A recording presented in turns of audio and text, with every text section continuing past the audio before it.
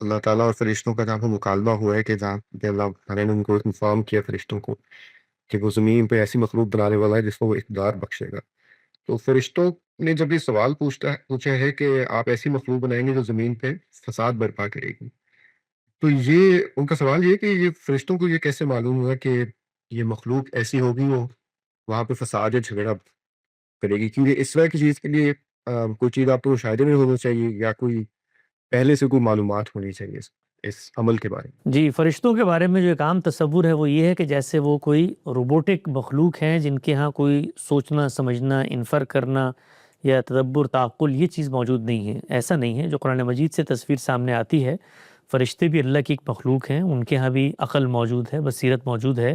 جو ان کا یہ مکالمہ ہے یہ خود اس کی بہت بڑی دلیل ہے۔ تو یہ چیز کہ لازماً کوئی چیز مشاہدے میں آئے تبھی انسان کے سوال پیدا ہوتا ہے، یہ بات تو نہیں کہی جا سکتی، پہلی چیز یہ ہے۔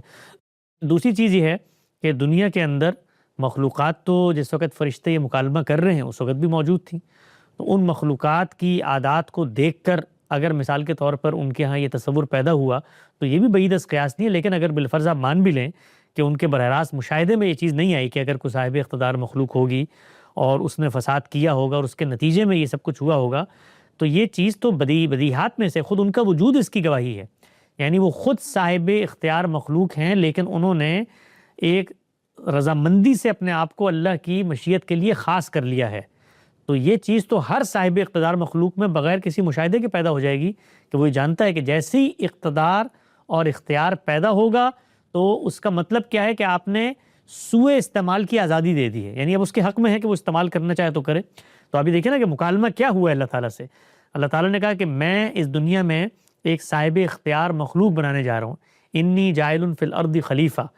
تو جیسے ہی اللہ تعالیٰ نے یہ کہا تو انہوں نے آگے سے دیکھی کیا جواب دیا۔ انہوں نے کہا کہ آپ یہ کیوں بنا رہے ہیں، ہم تو ہیں نا موجود آپ کی تسبیح کرنے کے لیے، نحن نسبح بحمدک ونقدس لک، کہ ہم تو آپ کی تسبیح اور تقدیس کریں گے، اس لیے کہ یہ جس مخلوق کو آپ بنانے جا رہے ہیں ظاہری بات ہے آپ اس کو شعور بھی دیں گے، اس کو ہدایت بھی دیں گے، اس کے نتیجے میں یہ عبادت پہ آمادہ ہوگی نا، تو ہم آلریڈی آپ کی عبادت کر رہے ہیں، اور ہم لوگ تو اپنے ارادے کے سوء استعمال کو بھی ترک کر کے آپ کے سامنے آگے ہیں، یہ تو وہ بھی ترک نہیں کریں گے، اور پھر اس کے بعد یہ کیا کریں گے، یہ فساد پھیلائیں گے۔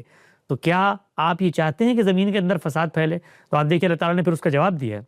کہ علم آدم الاسماء کلھا، کہ آدم علیہ السلام کو پھر اللہ تعالیٰ نے اپنی پوری اسکیم سمجھائی کہ ایسا نہیں ہے کہ زمین پر تمام کی تمام مخلوقات فساد ہی پھیلائیں گی، میرے نیک بندے، میرے صالحین، میرے شہداء، میرے انبیاء وہ دنیا میں آئیں گے، لوگوں کو نیکی کی تعلیم دیں گے۔ الاسماء ہے، خاص لوگوں کے نام بتا دیے، اور پھر ان کو پیش کیا اور فرشتوں سے پوچھا کہ تمہیں میری پوری اسکیم پتہ تھی؟ یہ تو ٹھیک ہے کہ فساد پھیلائیں گے، لیکن ایسا نہیں ہے کہ سب کے سب فساد پھیلائیں گے۔ تو فرشتوں کا یہ کہنا بھی بالکل عقلی بدیہی سوال ہے۔ کوئی بھی شخص ہوتا اگر جس کو شعور و خرد ہوتا، وہ یہی کہتا کہ جی یہ جو مخلوق آپ بنا رہے ہیں اگر آپ نے اس کو ارادہ اختیار دیا ہے تو یہ تو سوء استعمال کرے گی اور فساد پھیلائے گی۔